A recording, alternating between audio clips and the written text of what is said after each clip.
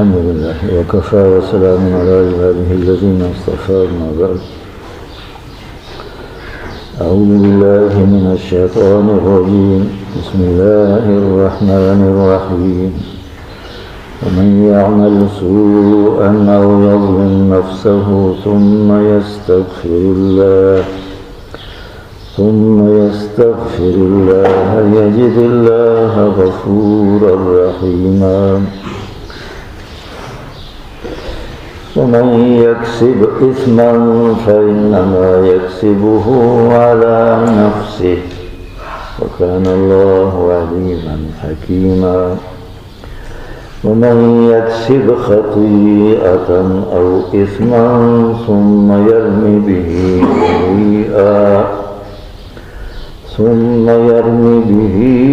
بريئا فقد احتمل بهتانا وإثما مبينا. ولولا فضل الله عليك ورحمته لهمت طائفة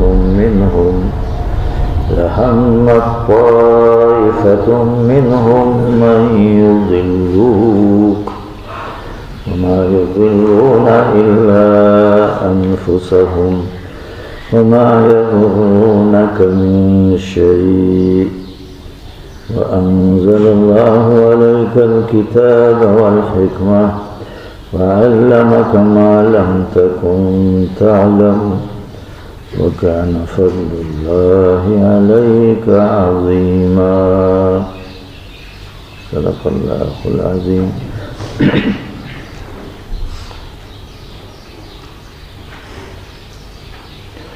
ومن يعمل سوءا او رسوک چه بدکارو کی او یظلم نفسه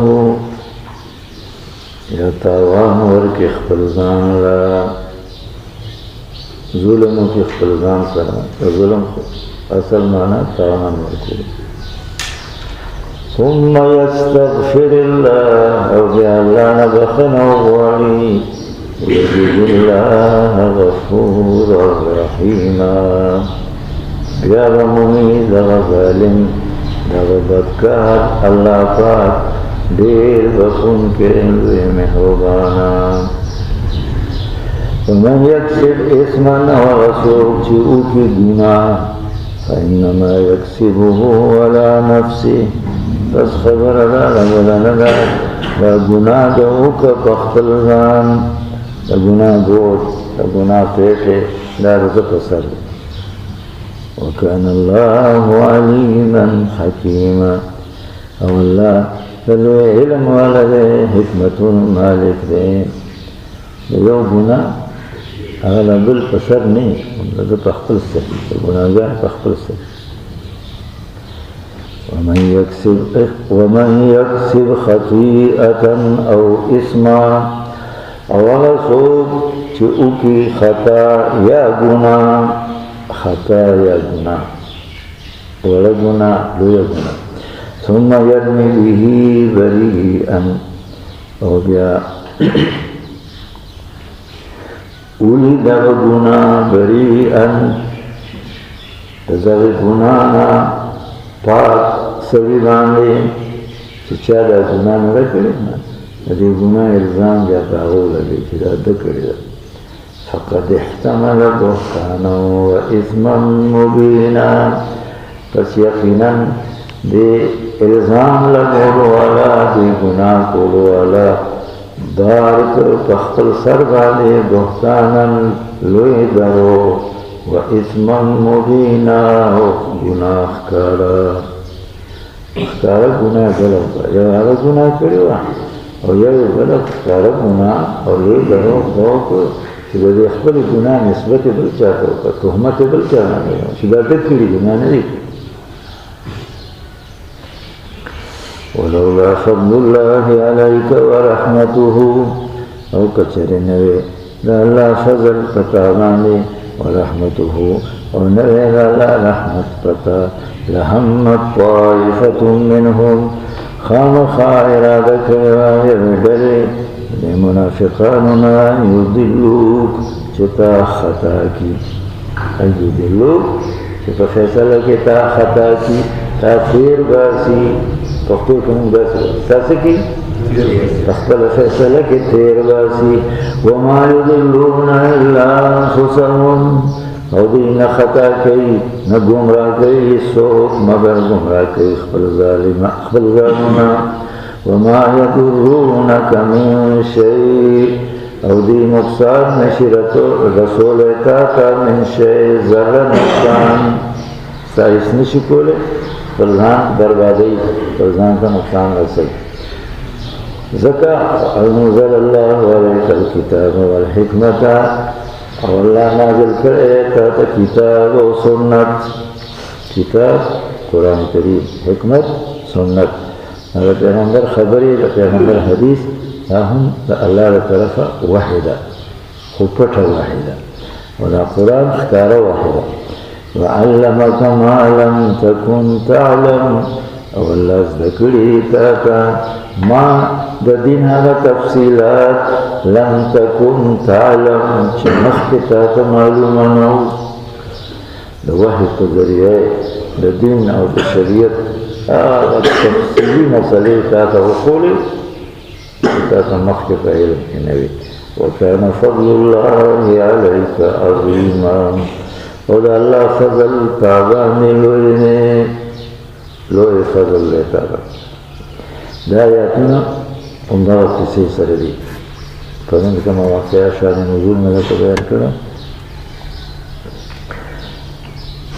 نوہ کندخت اکثر مفسرین ما هو پرون دوشید من مخسته وکنا اکثر مفسرین تعما دا اوبیرق زوی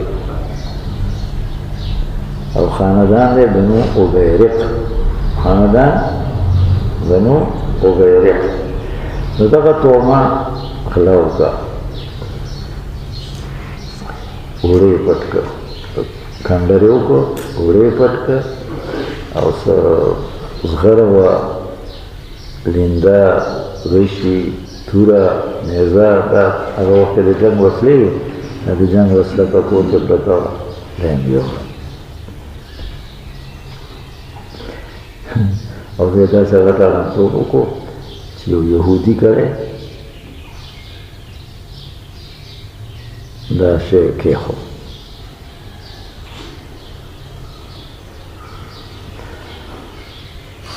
او چې کله د کمبخت خدای رسوا کولو نو د تیلې جوړه د بوره د اورو بوره او بوجه او تیلې توړه او دا سوړه نره لیکه د کوته تل خو خلک ورغلي برآمد شوی نه ده د يهودي کړه هذا شيء برآمد شوی دی هغه ورته ویلي چې دا ما سره هغه امانت خیر ما سره چې تو مرا سره دا امانت خیر تو ما ابن ابيرق تو ما مونږ څنګه یو قسم نږدې بالله یو قسم نږدې بالله چې خبره نه نوانده کری د توما کورانه او راجمع شو مشورې وکړي نظر مرګرتیا کوي که نور د شپې بل شوه سیتې پخکړي نو وګېته نه هر بچي ورته بل شوی پخلی ته کړی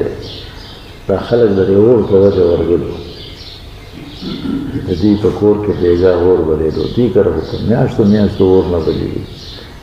که نه غریبۍ وي لوږې تندې وي بس پجورې به وي یا به ورګشي وي اور وبڅه نو خیر چې دا او بیا راغلي د شپې مشوره کړې ده سمجوته یې کړې ده خبرې جوړې کړي دي پیغمبر علیه السلام ته ځو قطعه مونږ باندې دروغجنه دعوه کړې ده مونږ مسلمانان یو تهمت را باندې لګولی غلا چا کړی ده چا کره برآمد شوه غلا مال چا کره برآمد شو او دا یې به چا کړی ده موږ سره ډېر زیاتی شوی دی او پیغمبر علیه السلام راوځو او د هغه مخې ته دا خبره راولي چې دا وګوره ده موږ سره قتاده او رفاعه دې تره او هغه څومره زیاتی وکړو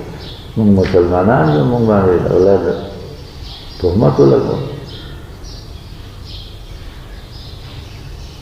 راغله پیغمبر علیه السلام مجلس کې کېناسته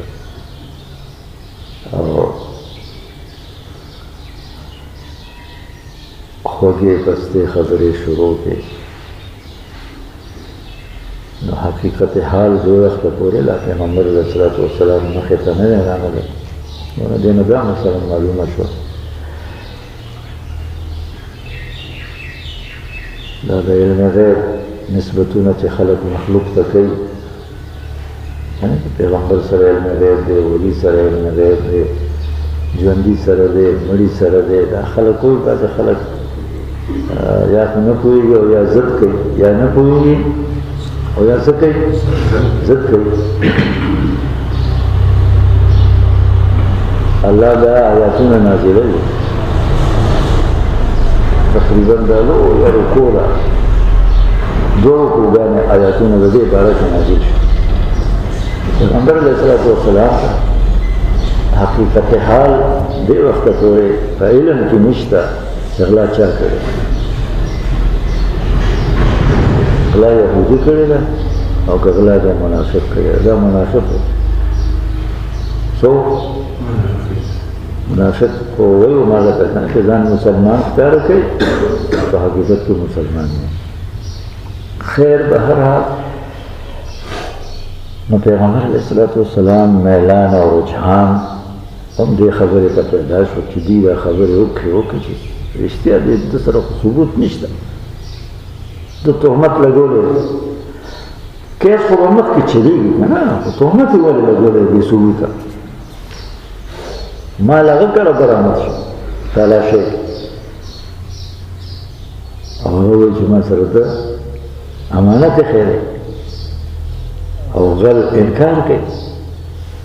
دا کیسې دي اوس هم شته همدغه کیسې که نه نشته حل به یې حل به د قرآن دا آیتونه پرون هم درته ویل دا آیاتونه به نظر انداز کښېنه دې آیاتونو باندې د دې آیاتونو په معنا کې به فیصله کوي خیر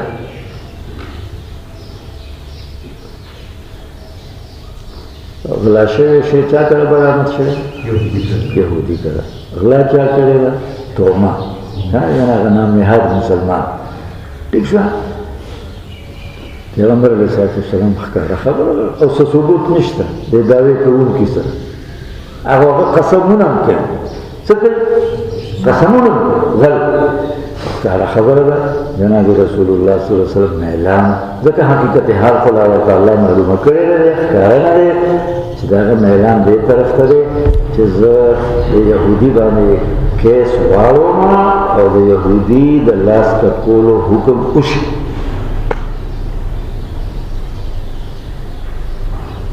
خبره ده یا اعتراف وکړي یا دې ګواهان پیش کړي دا آیاتونه نازل شو داسې مه کوه څه داسې مه کوه مخکې راغله که نه واستغفر الله ان الله کان غفورا رحیما دې ته یعنې څه صفا خبره خو نشته که نه دلیل نشته حجت نشته بل طرف ته هغه د قسم ورکولو نه مخکې قسم کوي یو خو دا دی چې مدعي قسم ورکوي د قاضي په مخ کې د جج په مخ کې او د جرګې په مخ کې او یو دا دی چې همداسې قسمونه کوي همداسې قسمونو له اعتبار نشته خبر پوهېږې کله چې د فیصلې وخت راشي څه راشي بیا ته قسم وکړه اوس ستا قسم یو شل قسمه خو وکړه په دې دې نه پرېږدو نه دې نیسو دا څه خبره چې کله د فیصلې وخت راشي مدعي سره څه حجت نه مدعي سره ګواهان نو بیا به ته هغه به مطالبه وکړي نو ته به قسم وکړي نو هغه قسم سره به بیا فیصله کړي. خیر پیغمبر علیه الصلاة والسلام خپل رائے مطابق خپل سوچ او خپل فکر مطابق دا میلان پیدا شو چې دا تهمت او دا دعوه ته وشي په یهودي وشي بیا دعوه ثابته شي یا که دعوه ثابته نه که مدعي دی قسم وکړي بیا به فیصله کړي او دا خو رښتیا مسلمانان دي. دا آیاتونه نازل شو دا دې مسله کې په پیغمبر اجتهاد راغی. څه راغی؟ اجتهاد خپل رائے سره خپل فکر سره خپل سوچ سره فیصله کول. یو د امتی اجتهاد دی یو د نبی اجتهاد دی. د امتی اجتهاد او د نبی اجتهاد کې ډېر فرق دی. د نبی اجتهاد قطعي او یقیني وي او د امتی اجتهاد ظني وي. هغه یقین نفی نه کوي هغې باندې یقیني حکم نه مرتب کېږي. خبره پوه شوې ګمان والا خبرې او امتی په اجتهاد کې خطا کېږي او هغه چې په اجتهاد کې خطا شي که نه هغه په هغه خپله خطا باندې باقي پاتې کېږي. څه کېږي؟ باقي پاتې کېږي. او نبي که چېرته په اجتهاد کې تېر و څه شه نو هغه خطا باقي نه پاتې کېږي هغه باندې وحي راځي چې دا خبره داسې نه ده داسې ده لکه دا آیاتونه چې راځي. دا د نبي او د امتي د اجتهاد لوی فرق دی. یو خو د نبي اجتهاد یقیني وي د امتي اجتهاد ظني وي. ټیک شو. او دویمه ده چې نبي اول خو خطا کېږي او که تېر وځي بشر دی. څه دی؟ بشر. که تېر وځي نو هغه تېروتل هغه باقي نه پاتې کېږي د الله د طرفه تنبیه راځي. امتی مجتهد که اجتهاد کې خطا شو نو ګناهګار دی؟ نه ګناهګار نه دی. البته امتی مجتهد چې په خپل اجتهاد کې صحیح حق ته ورسي نو دته دو اجر دي. یو اجر د اجتهاد دی چې د سوچ وکړو فکر وکړو د دې مسلې د حل لپاره او دویم اجر دا دی چې حق ته ورسېږو. او دا امتی مجتهد که په خپل اجتهاد کې خطا شي نو یو اجر لاړو او دا بل اجر به ورته ملاوي. یو اجر او ثواب لاړ ٹھیک شو حق ته ونه رسېدو او دا بل اجر او ثواب به ورته ملاوي. ګناهګار نه ګناه او د پیغمبر شان خو ډېر لوی دی. پیغمبر شان خو ډېر اوچت دی ځکه الله پاک دته دغه اجتهادي غلطۍ باندې تنبیه ورکوي. څه ورکوي؟ تنبیه ورکوي. ښه دي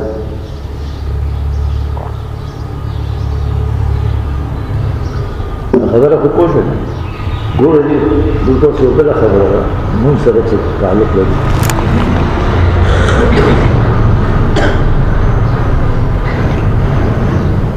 هلته د غلا مال مور کره برآمد شوي دي او هغه دا وایي چې دا ټیک ده چې ما ته څه پته نشته چې د چا دی د غلا دی د غلا نه دی د خپلو که پردیو ما کره دا امانت ایښی دی او غل قسمونه کوي. غل څه کوي چې ما غلا نه ده کړې نه ته خبر یم او نه دا ما د سره امانت ایښی دی دا هر څه ده کړي دا هر څه څومره صفا صفا خبرې دي. و د دې باوجود غل دی ساز دی. خبره به یو حد ته رسې همداسې به فیصله نه کوي. خبره به څه کوي؟ حد ته رسې همداسې به فیصله نه کوي. الله آیاتونه نازل کړه او خپل لوی پیغمبر ته تنبیه ورکړه چې ستا میلان ولې دې خوا پیدا شوی الله نه بخښنه وغواړه او تا ولې د غل طرفداري کړې ده. دې ته طرفداري ولا تجادل عن الذين يختارون انفسهم. پام کوه پروني سبق کې ده وکړه د هغه کسانو طرفداري به نه کوې طرفداري نه ده کړې خو الله وایي چې ته به د هغه کسانو طرفداري نه کوې کوم کسان چې خپلو ځانونو سره خیانت کړی الله وی خیانتګر زه نه خوښوم خیانتګر ما ته خوښ نه دي ان الله لا يحب من كان خوانا اثیما دلته خبره ما دا کوله چې دلته اوس د غل معلومولو لپاره ډېرې کیسې دي د غل معلومولو لپاره سپي شته که نه سپي راولي پیسې ورکړي او سپي بوی موی سره غل معلومه کړي ٹھیک شو چې سپو بوی سره غل معلومه کړه که نه نو بیا دغه فیصله وکړي جرګمال فیصله وکړي چې هلکه بس ورکه تاوان ورکې که بس تی نور معاف که دعوه پې مه کوه دا مه کوه کیس ورسره مه کوه هلکه بس ته تاوان داسې ده داسې کېږي که نه داسې مه کوه داسې مه کوه دا ظلم هسې دی ظلم سپو بوی سره غل معلومه که څه وکړو